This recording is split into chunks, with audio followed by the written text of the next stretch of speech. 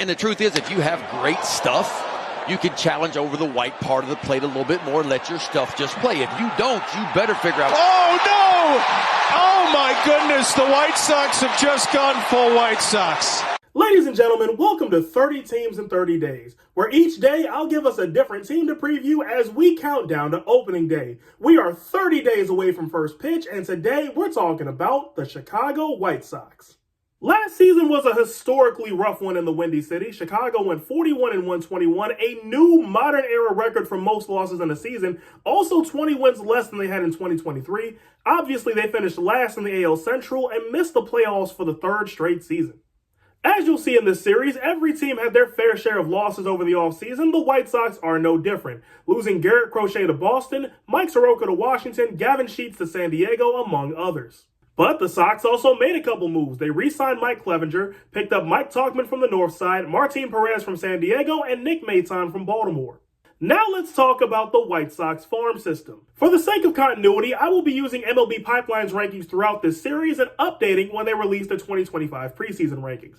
Anyway, MLB Pipeline ranks the White Sox farm system at 11th, and they have 6 prospects in the top 100. Edgar Carroll, I apologize if I said that wrong, he comes in at number 66.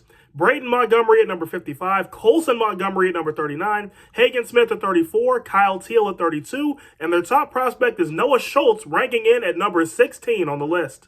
And to top it off, Chicago has the 10th pick in the upcoming MLB draft. According to RotoChamp, here's what the White Sox projected lineup looks like for opening day when they take on the Los Angeles Angels. Starting rotation is also included. Those will both be on the screen for you now. A couple things you'll see here is this White Sox roster is by no means expensive. They are the third lowest payroll in baseball. They're also by no means old with the third youngest roster. And they're led by a manager in Wilt Venable who's not just going into his first season with the White Sox, he's going into his first season as a manager in the big leagues. My big question for the White Sox is, surely it can't get worse, right? Look, there's no denying 2024 was bad, to put it lightly. 2025 isn't looking much better, at least in terms of whether or not this team will make the playoffs, which they won't. But as a quick aside, if I would have went back to February 2024 and told you the White Sox were the only team in the AL Central that had no chance of making the playoffs, y'all would have sent me to Arkham expeditiously. But back to this squad, no, they won't win a lot of games this year, but maybe that's not the point. Believe it or not, ladies and gentlemen, White Sox fans actually might have something to look forward to. Chicago is the third youngest team in baseball with plenty of youth up and down the roster and plenty more prospects from a rapidly improving farm system on the way, plus more players like Martin Perez and the star of the show Luis Robert who can be flipped at the deadline to help the Sox add to the farm.